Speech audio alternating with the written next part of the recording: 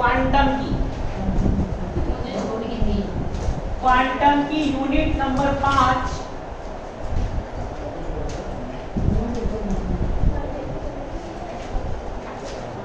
जिसका नाम है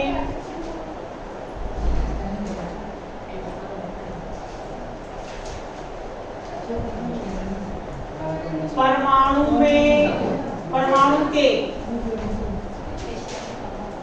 स्पेक्ट्रमी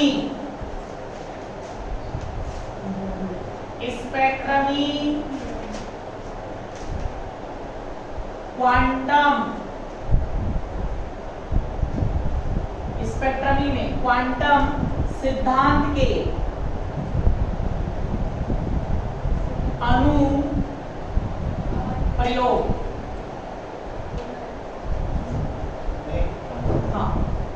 स्पेक्ट्रमी में क्वांटम सिद्धांत के अनुप्रयोग।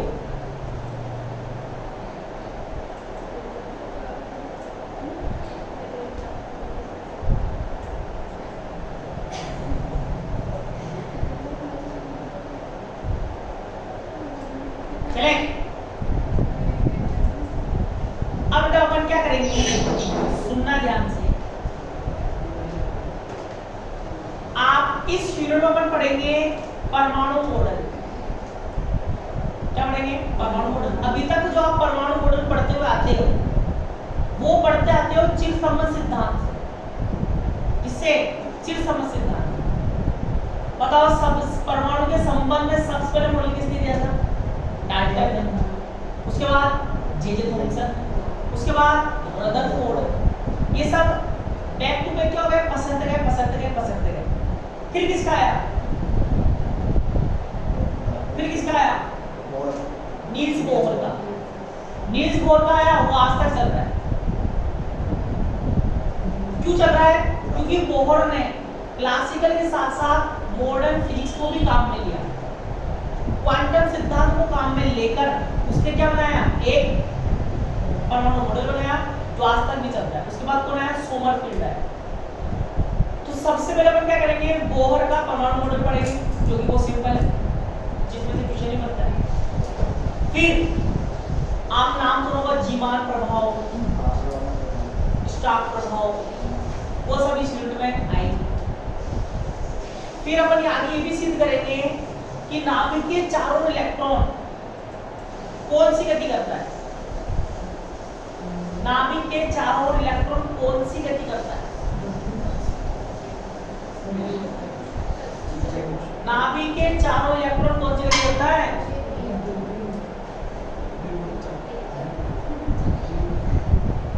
कक्षीय प्लस चक्रण। क्या करता है?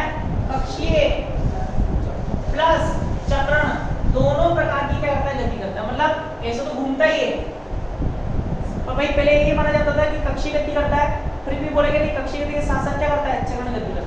तो ये भी सिद्ध करेंगे कि दो साइंटिस्ट थे, गाउस्वेट और उलंगरे। उन्होंने सिद्ध किया था नाभिक के चारों इलेक्ट्रॉन कक्षीय गति के साथ साथ कौन सी गति करता है? चक्रण। तो लिखो पहले टॉपिक, नील्स बोहर का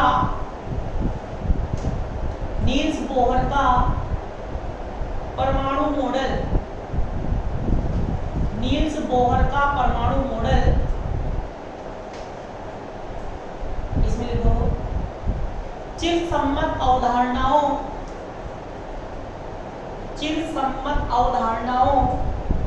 व प्रारंभिक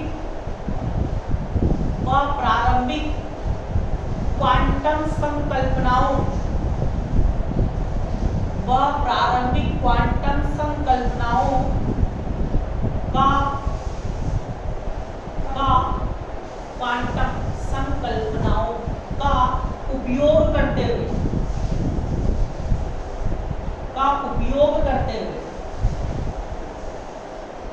नील्स बोहर ने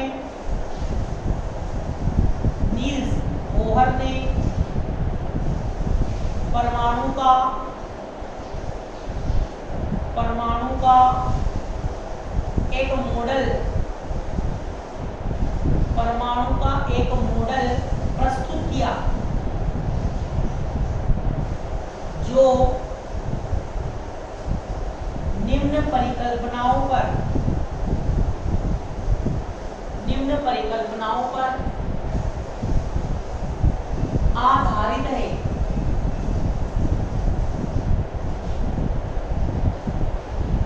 निम्न परिकल्पनाओं पर आधारित है।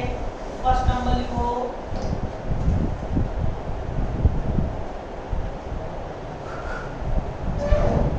प्रथम परिकल्पना।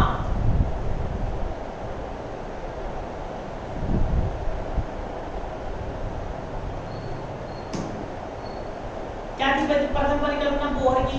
ये तो तुम 11वीं क्लास में पढ़ते हो।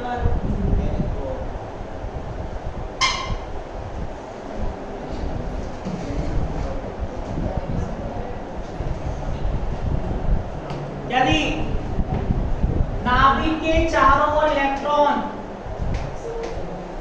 विभिन्न त्रिज्याओं की वृत्ताकार कक्षाओं में क्या करते हैं? चक्कर लगाते रहते हैं। नाभिक के चारों इलेक्ट्रॉन विभिन्न त्रिज्याओं की वृत्ताकार कक्षा में क्या लगाते हैं? चक्कर लगाते रहते हैं। और चक्कर लगाने के लिए आवश्यक अभिकेंद्रीय बल। तो इलेक्ट्रॉन नाभिक के चारों कौन सी गति कर रहा है? वृत्ति गति। तो जब भी वृत्ति गति होती है, कौन सा बल वृत्ति गति कराता है? अभिकेंद्रीय बल। तो अभिकेंद्रीय बल कौन प्रदान करता है? यहाँ पर नाभिक और इलेक्ट्रॉन के मध्य लगने वाला विद्युत बल। परमाणु में नाभिक के चारों ओर इलेक्ट्रॉन विभिन्न त्रिज्याओं की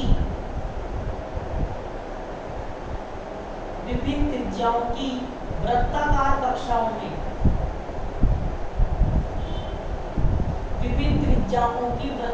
कक्षाओं में चक्कर लगाते रहते हैं।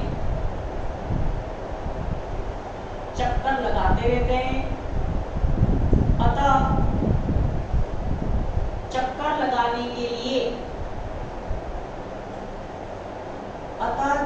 लगाने के लिए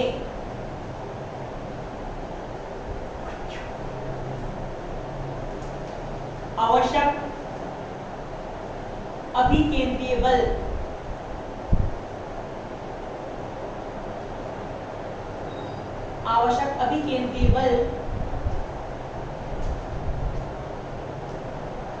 नाभिक और इलेक्ट्रॉन के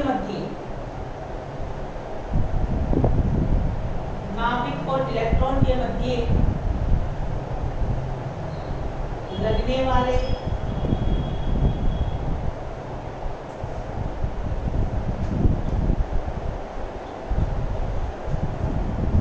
विद्युत बल से प्राप्त हो।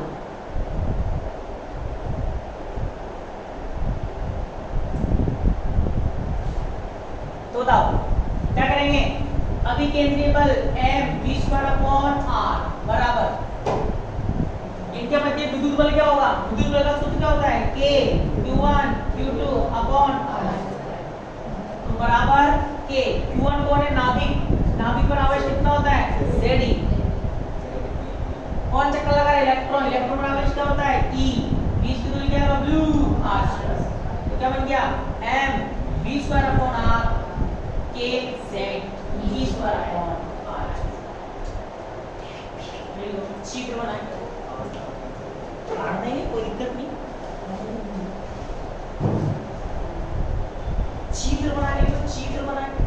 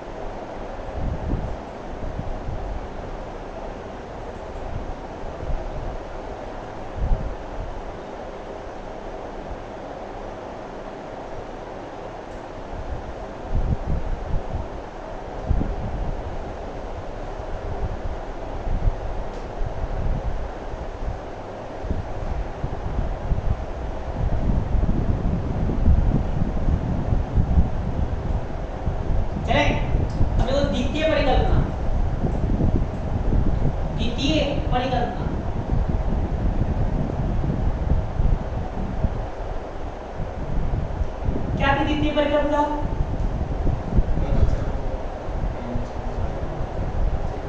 क्या नाभिक के चारों इलेक्ट्रॉन सभी कक्षाओं में चक्कर लगाते हैं?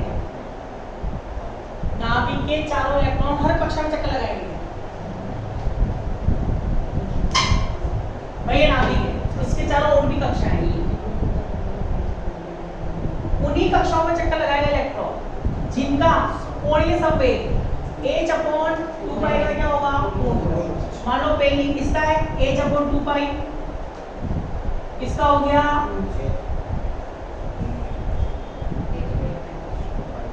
0.3 h/2 पाई, इसका हो गया h/पाई, इसका हो गया 3h/2 पाई। तो पहली का h/2 पाई एक आ रहा है, यह कहता है 0.3, तो इसमें नहीं लगाएगा, पहली में लगाएगा, दूसरे में लगाएगा। इसका कितना है h/पाई, मतलब 2 से 2 गुणा कर दो तो पूर्ण गुणज है, इसमें लगाएगा, फिर इसमें लगाएगा। और जिनमें h/2 पाई का पूर्ण गुणज होगा उन्हीं कक्षाओं में क्या करता है? चक्कर लगाता है। परमाणु में नाभिक के चारों ओर इलेक्ट्रॉन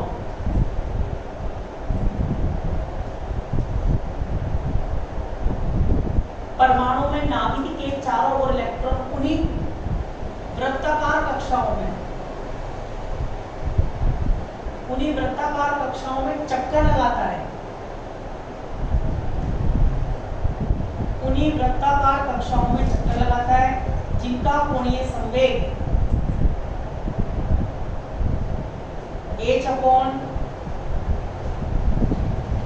h/2 पाई का पूर्ण गुणज होता है, h/2 पाई का पूर्ण गुणज होता है।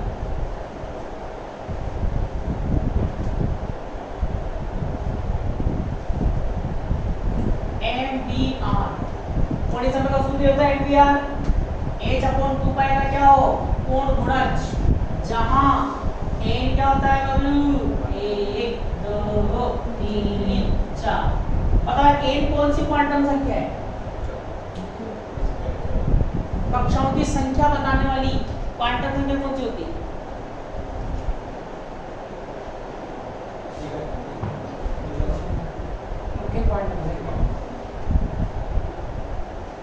मुख्य क्वांटम संख्या होती है 4 प्रकार की, मुख्य, द्विवंशी, चक्रण, चुंबकीय, नहीं पढ़ी? नहीं बोल के लिख लो, लिख लो।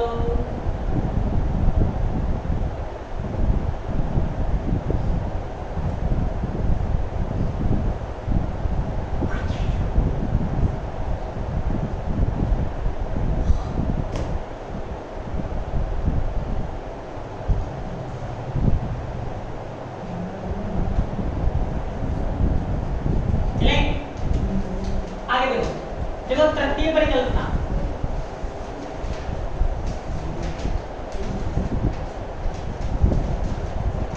तृतीय परिकल्पना बताओ क्या थी तृतीय परिकल्पना?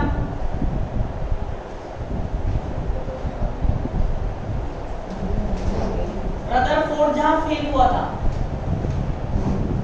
रदरफोर्ड के परमाणु मॉडल की कमी को दूर करने के लिए तृतीय परिकल्पना दी थी। अब क्या कमी थी रदरफोर्ड के परमाणु मॉडल? रदरफोर्ड के परमाणु मॉडल की कमी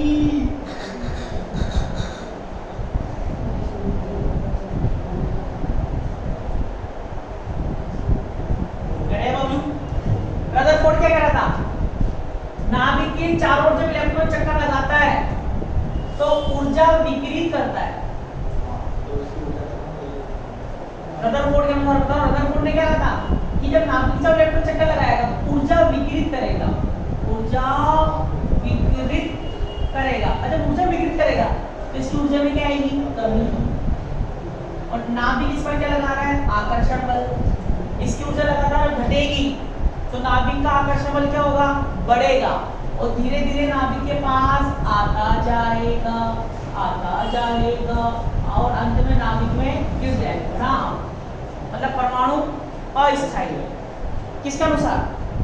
रदरफोर्ड के अनुसार। मतलब परमाणु अस्थायी, खत्म हो जाना चाहिए। मतलब मार्कर है, आज इतना है कल खत्म हो जाएगा, ऐसा होता है क्या? नहीं, परमाणु क्या होता है? स्थायी।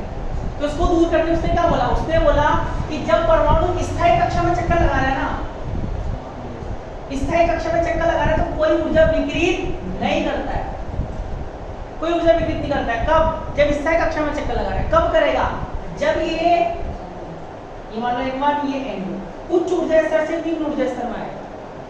इस ऊर्जा कितनी मान लेता हूँ? En1, इसे क्या मान लेता हूँ? En2। तो उसने कहा कि भाई जब स्थायी कक्षा में चक्कर लगाता है तब ऊर्जा नहीं निकालता है। ऊर्जा कब निकालता है? जब उच्च ऊर्जा स्तर से निम्न ऊर्जा स्तर में क्या होता है? संक्रमित। तो दो ऊर्जा स्तर N1 और N2, इसकी ऊर्जा En1, इसकी ऊर्जा En2। जब यहां से यहां पर आएगा तब जाके क्या निकालेगा? ऊर्जा विकिरित करेगा। कितनी? इस ऊर्जा अंतराल के, मतलब यहाँ ऊर्जा अंतराल कितना होगा? En2 minus En1। इस ऊर्जा अंतराल के समानुपाती आवृत्ति, ये जितना ऊर्जा अंतराल होगा उतनी समानुपाती आवृत्ति क्या निकालेगा? ऊर्जा निकालेगा। समानुपाती हटाएंगे क्या लगाएंगे? Constant En2 minus En1। क्या लगाएंगे? H। H क्या है यहाँ पर? Planck constant. क्यों? क्योंकि ये उसने किसके अनुसार दिया था? क्वांटम सिद्धांत के अनुसार। क्वांटम सिद्धांत दिया किसने? प्लैंक ने। इसलिए ज्यादातर क्या लगता है? Planck constant. लिखो तृतीय परिकल्पना लिखो। स्थायी कक्षा में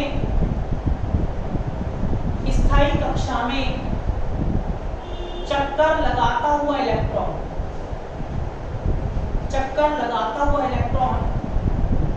ऊर्जा विकिरित नहीं करता है, परंतु जब ये उच्च ऊर्जा स्तर से निम्न ऊर्जा स्तर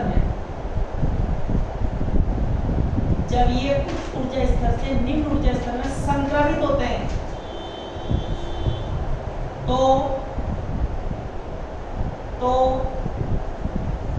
उनके मध्य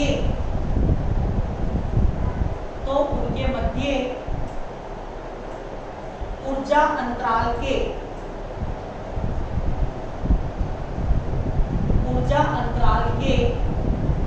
समानुपाती आवृत्ति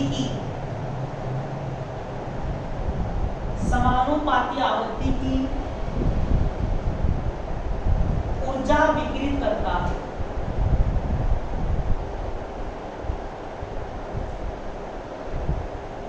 लिख लो चित्र बना के। समानुपाती आवृत्ति की ऊर्जा विकिरित करता है।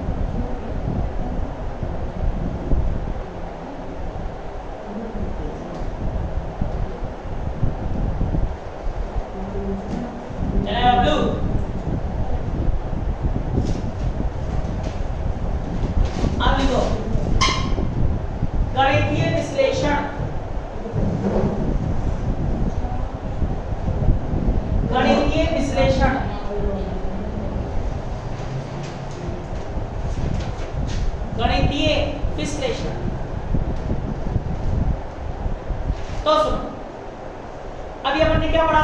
बोहर का परमाणु मॉडल, जिसमें कितनी परिकल्पनाएं हैं? 3। अब इसका अपन क्या पढ़ेंगे? गणितीय विश्लेषण। अब गणितीय विश्लेषण अपन क्या करेंगे? सुनना ध्यान से। बोहर का परमाणु मॉडल चल रहा है, इसका बोहर का। तो गणितीय विश्लेषण में क्या करेंगे? मान लो एक भी कक्षा है, ये कौन सी है? N। कोई सी होती है, पहली दूसरी तीसरी में क्या मान के चल रहा हूँ, nवीं कक्षा है। nवीं कक्षा में इलेक्ट्रॉन की त्रिज्या क्या होगी वो निकालेंगे। nवीं कक्षा में इलेक्ट्रॉन का वेग क्या होगा वो निकालेंगे। nवीं कक्षा में इलेक्ट्रॉन की गतिज ऊर्जा क्या होगी वो निकालेंगे। nवीं कक्षा में इलेक्ट्रॉन की स्थिर ऊर्जा क्या होगी वो निकालेंगे। nवीं कक्षा में इलेक्ट्रॉन की कुल ऊर्जा क्या होगी वो निकालेंगे। जब इलेक्ट्रॉन उच्च ऊर्जा से निम्न ऊर्जा स्तर में आता है तो कितनी तरंगदैर्घ्य की ऊर्जा विकिरित करता है वो भी अपन निकालेंगे। तो ये सब अपन को यहाँ पर निकालना है रहेगा। गणितीय विश्लेषण जिसमें फर्स्ट नंबर लिखेंगे nवीं कक्षा की त्रिज्या बताओ। अभी तो देख लो पहले बोहर की प्रथम परिकल्पना से,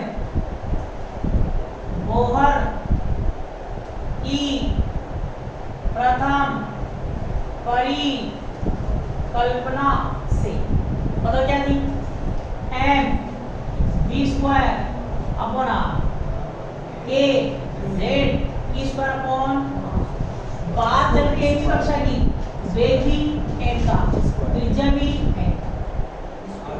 स्क्वायर, एक r से एक r की धज्जियां होंगी। मतलब क्या हो जाएगा, m v n स्क्वायर बराबर k z e square upon r n, equation first. चाहो तो r n को इंटू कर दो, क्या आएगा m v n square r n k z e square, equation ये तो प्रथम परिकल्पना से। और द्वितीय परिकल्पना से, द्वितीय परिकल्पना से पता क्या होती है, mvr बराबर nh अपॉन 2 nवीं कक्षा की बात हो रही है तो n इक्वेशन 3। अब बेटा मुझे चाहिए rn, तो rn मुझे चाहिए तो मैं क्या करूंगा, 3 का वर्ग करके 3 का वर्ग करूंगा ताकि यहाँ vn का स्क्वायर हो जाए, और फिर इसमें किसका वर्ग लगा दूंगा 2 का, ताकि vn से vn कट जाए, ऐसे क्या बचेगा rn। तो बताओ क्या बचेगा, m square vn square rn square upon 3 का वर्ग कर दिया, 2 का वर्ग लगा दो, m vn स्क्वायर rn, इधर क्या आएगा n square h square upon 4 pi square, और अपॉन में क्या आएगा k z e स्क्वायर, ये आएगा। अब बताओ एक m से एक m, vn स्क्वायर से vn स्क्वायर, एक rn से एक rn, यहाँ सिर्फ क्या बचा m, कहाँ चल जाएगा घटे में। तो बताओ rn बराबर क्या आएगा, n square h square upon 4 pi square m k z e square, किसका सूत्र आ गया rn का। अब इसमें बात करूं हाइड्रोजन एटम के लिए, बताओ z बराबर कितना होता है 1, तो rn बराबर क्या आएगा n square h square upon 4 pi square m k e square. इसमें भी बात करूं प्रथम कक्षा के लिए n बराबर 1 के लिए, तो r1 कितना हो जाएगा, या r0 मान लो इसको, क्या हो जाएगा h square upon 4 pi square m k e square. Sir मान याद है तुम्हें, एक बार लिख देता हूँ, h का मान 6.62 10 की घात माइनस 34 का whole square upon 4 into pi 3.14, द्रव्यमान, चक्कर कौन लगा रहा है तुम, इलेक्ट्रॉन, इलेक्ट्रॉन का द्रव्यमान कितना होता है 9.1 इंटू 10 की घात माइनस 33, k का मान 9 इंटू 10 की घात 9, e का मान 1.6 इंटू 10 की घात माइनस 19 का होल स्क्वायर। जब इसको सोल्व करते हो तो आंसर आएगा 0.52 दोनों एंगल्स को, जिसको अपन क्या मान लेते हैं आर नॉट है पाई का स्क्वायर लेना। ठीक है, तो अगर तुमने देखा होगा न्यूमेरिकल में हाइड्रोजन परमाणु की त्रिज्या लिखाते हैं ज्यादातर 0.53 एंगल्स को। क्वेश्चन करते हैं केमिस्ट्री फिजिक्स में जो ज्यादातर ये लिखाते हैं, सी होती है। ठीक है, अब बताओ यहां से बताओ R1 तो सुनो ध्यान देना, तब R n नहीं कर सकता हूं, ये तो पहली कक्षा की हुई। अब देखो मतलब ये n स्क्वायर हटाकर ये पूरा मान किसका होगा, ये पूरा मान कितना होगा n स्क्वायर इंटू 0.529 एंगल्स लिख सकते हैं। ऐसे बताओ मैं लिखूं R1 अनुपात R2 अनुपात R3, बताओ क्या आएगा, सबका अनुपात करो, एक रखो एक का स्क्वायर एक, दो रखो दो का स्क्वायर 4, फिर 3 का, ये सिलसिला चलता है। ये क्या गई त्रिज्या, वही त्रिज्याओं का अनुपात 1 4 9 16। ठीक है, फिर लिखेंगे सेकंड नंबर, क्या लिखेंगे Nv कक्षा में इलेक्ट्रॉन का वेग, उसके लिए कुछ भी नहीं करेंगे, उसके लिए 2 में 3 का भाग लगा दो, इक्वेशन 2 में किसका भाग लगा दो 3 का। बताओ 2 क्या है m vn स्क्वायर rn में भाग लगा दो 3 का, क्या आएगा m vn rn, क्या आएगा k z e square upon क्या आएगा nh अपॉन 2 पाई, क्या आएगा। बताओ घुस क्या हूं vn बराबर क्या आएगा 2k z e square upon n h पाई, फिर वही h एटम के लिए z बराबर कितना होता है 1, vn बराबर कितना आएगा 2k e square pi upon nh, इसमें भी n बराबर 1 के लिए v1 कितना हो जाएगा 2k e square pi upon h। जब इसको सोल्व करोगे तो आंसर आएगा 2.19 इंटू 10⁶ मीटर पर सेकंड, या फिर c/137 मीटर पर सेकंड। c है प्रकाश का वेग, 3 इंटू 10⁸ में 137 का भाग लगाओगे तब ये है मिलेगा।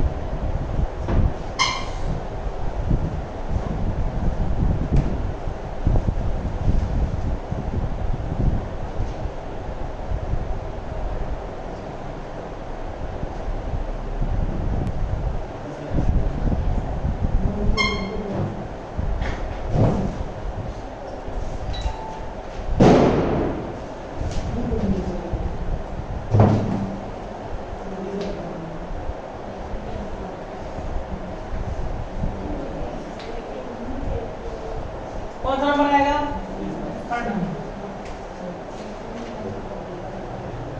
कुल ऊर्जा, तो कुल ऊर्जा क्या होती है गतिज ऊर्जा प्लस स्थलित ऊर्जा का योग। तो इसमें A4 डालेंगे गतिज ऊर्जा, काइनेटिक एनर्जी क्या होती है बोचा जानता है हाफ mvn स्क्वायर। चूंकि बताओ अपने mvn स्क्वायर क्या लिखा था इक्वेशन फर्स्ट में देखो kz e square upon rn, तो बताओ ke क्या हो जाएगा हाफ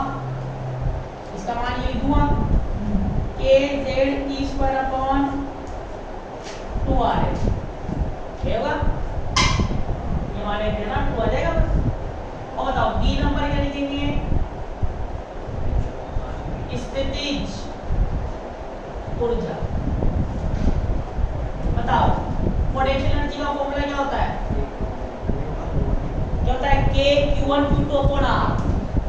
विद्युत स्थितिज ऊर्जा का सूत्र K। Q1 कौन है? नाभिक। नाभिक पर आवेश कितना होता है? Ze। Q2 कौन है? इलेक्ट्रॉन। इलेक्ट्रॉन पर आवेश कितना होता है? -Ze। बीच की दूरी R मतलब। तो Pe क्या हो गया? माइनस का K Z E square upon Rn। अब बताओ तब कुल ऊर्जा En बराबर, n की कक्षा की बात है ना, En में बताओ क्या है? kz E square upon 2Rn। ये अब बताओ P कितना है? माइनस का kz E square upon Rn। क्या इसका स्क्वायर? Rn square. ऊर्जा बदलिए